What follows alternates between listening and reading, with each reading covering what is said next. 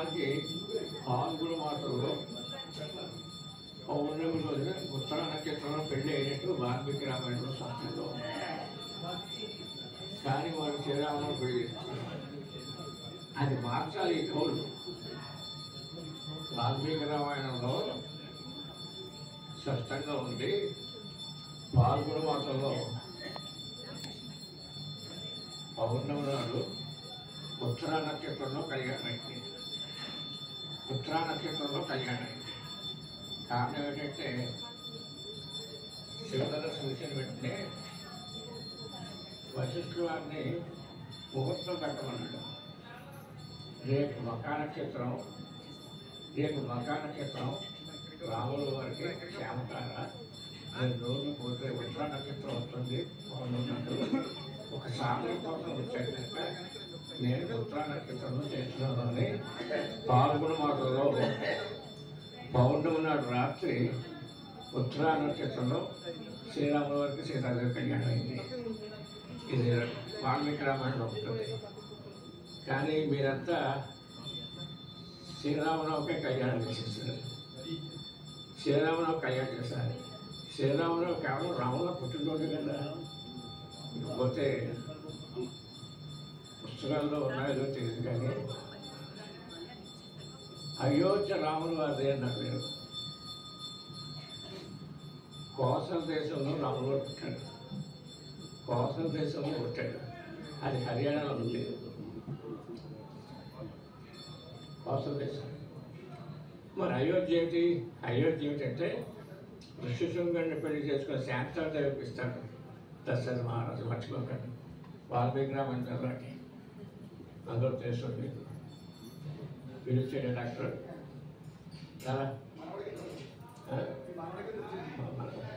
డాక్టరే కదా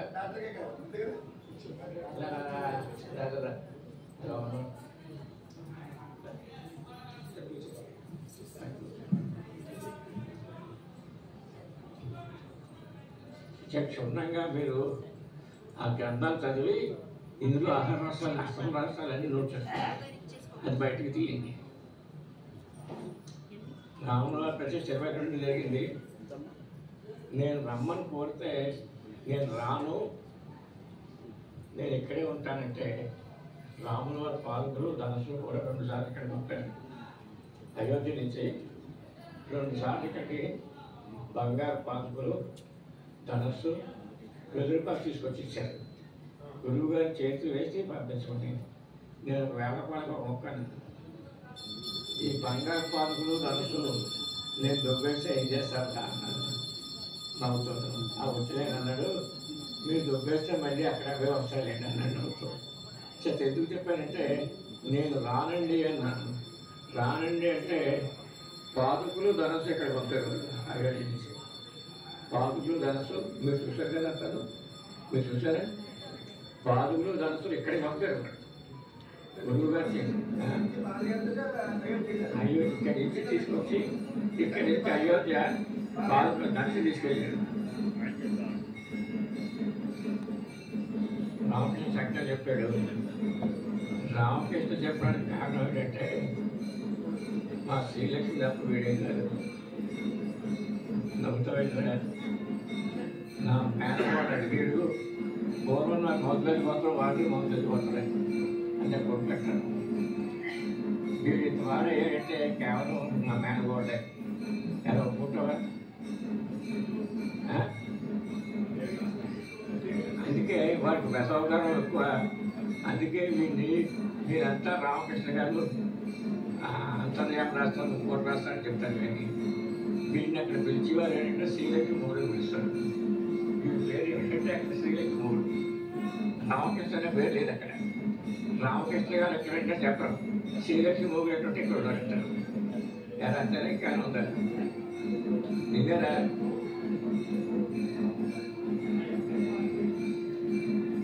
ఎందుకంటే ఈ కవిత్వం చెప్పేవారు, వేదాలు చెప్పేవారు ఇంట్లో ఏం కావాలో చూడరు. వాళ్ళ విద్య ఇంకా డెవలప్ చేసుకోవాలని చూస్తూ వెళ్తారు తప్ప ఇంట్లో ఏమి కావాలో వాళ్ళు చూడరు. ఇంట్లో కావాల్సిన తీసుకుంటే గృహలక్ష్మి అంటారు. మన గృహలక్ష్మి వాళ్ళు ఇంటి అయినట్టు మన ఇంటి అయినట్టు రాడు మాత్రం గృహలక్ష్మి అంటారు. స్త్రీ యొక్క పొరుగు ఏంటంటే ఎక్కడ స్త్రీ ప్రకారం 100 రూపాయలు ఉన్న కాలక్షేపం చేయగలదు, 1000 రూపాయలు ఉన్న కాలక్షేపం చేయగలదు. ఒక స్త్రీకే వచ్చింది అది ఎక్కడ స్త్రీలో. ఎందుకంటే నేను ఎకమిషన్ అండి, ఇంటర్మీడియట్ 1000 కూడా ఎకమిషన్ అండి. ఎక్సమిషన్లో గవర్నమెంట్ కూడా వచ్చింది. అని చాలా చెప్తానంటే స్త్రీ అంటేనే కల్పన అంతే. ఇంకా చిల్లర ఉద్యోగంలో ఉన్నవాడు కాకుంటే ఆఖరి రోజుల్లో కష్టపడుతుంటాయి. పక్కన తీసుకొని ఇస్తామని డబ్బంటారు గుర్తుంది. ఆ దాచి అది మీకు ఇస్తుంది. ఇది మాత్రం నాకు సత్యం మర్చిపోతాను కదా. స్త్రీకి నేను ఇచ్చే విలువ మగవాడికి ఏంటి ఏంటంటే అవుతుంది. అది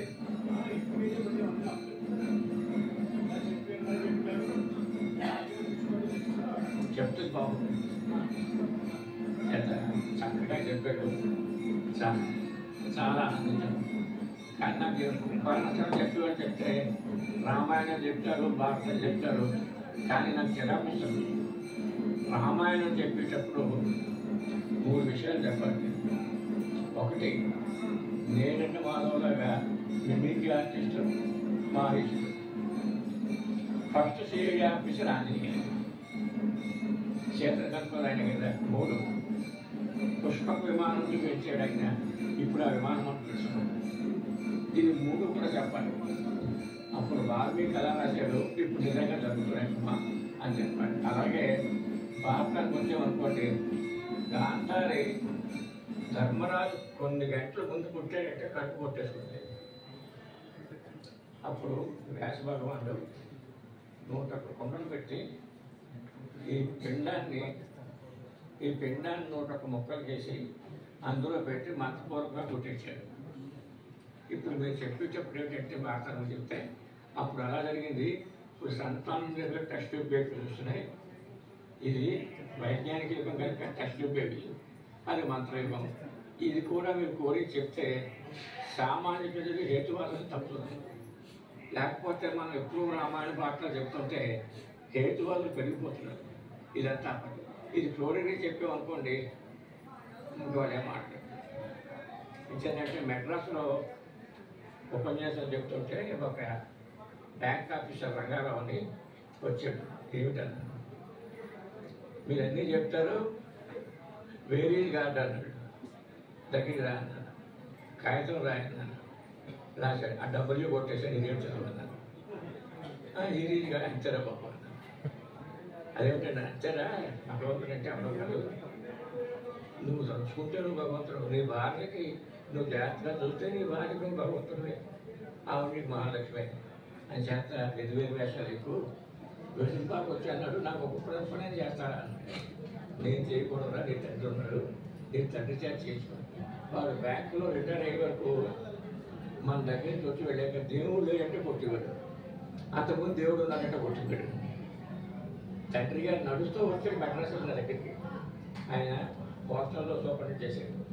ఏమిటన్నా, నాకు మనశ్శాంతి వచ్చిందండి, మా అబ్బాయిలో మంచి మార్పు వచ్చింది, చాలా ఆనందం ఉంది, సంతోషం.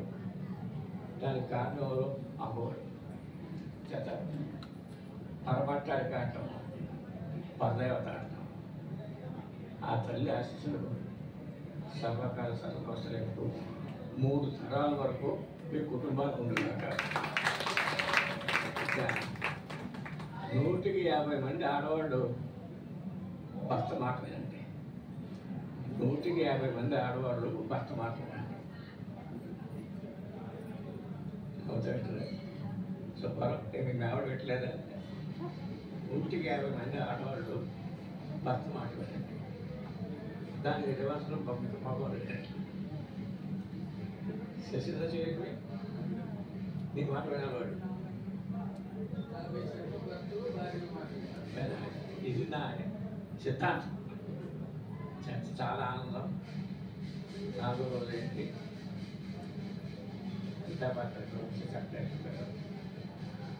మిగతా రోజులు కూడా అలాగే పూర్తి చేస్తాం.